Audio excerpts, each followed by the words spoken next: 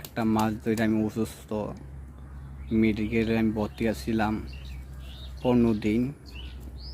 অনেক অবস্থা খারাপ ছিল, শরীরের অবস্থা প্রচুর অবস্থা খারাপ হয়েছিল। পরীক্ষা মনে হইলো 15 থেকে 20টা পরীক্ষা মতো আমি করা হয়েছে। আমার শরীরের মতো 20টা পরীক্ষা করা হয়েছে। আমার শরীরে সেই পরিমাণ দুর্বল হয়েছে, এটা সীমানার বাইরে।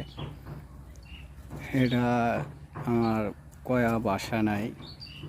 ঠিক আছে গ্যাস, আজকে আমি হাসপাতাল থেকে দেশে আসলাম আমার নিজের বাড়িতে।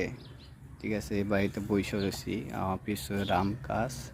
ঠিক আছে, আপনি আমার পাশে এলো দেখতেছেন যে পাখি একটা আওয়াজ ডাকতেছে।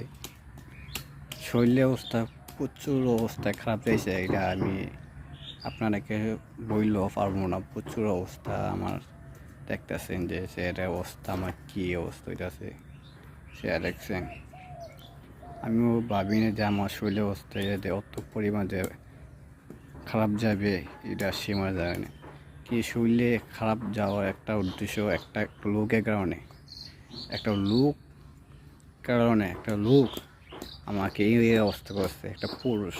ঠিক আছে, এই পুরুষটার কারণে আমার আজকে এই মনে অবস্থা হয়েছে। ঠিক আছে, নামটা আজকে লমো না, পরবর্তী বিরুদ্ধে আমি নামটা লমো কি বিরুটা ছবি তুইলা ধরমো। ঠিক আছে, যে আমার সাথে এই কাজটা করছে, এই কারণে আমি মেডিকেল ভর্তি আসিলাম।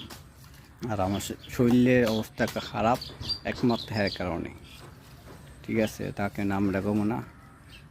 আলহামদুলিল্লাহ আমি অনেক মোটামুটি সুস্থ আছি। ঠিক আছে, পার্টিকে আমি আরও করতে পারি না, বাইর থেকে অত বেশি কথা কইতে পারি না।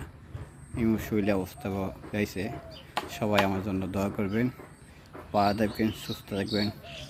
আল্লাহ হাফেজ।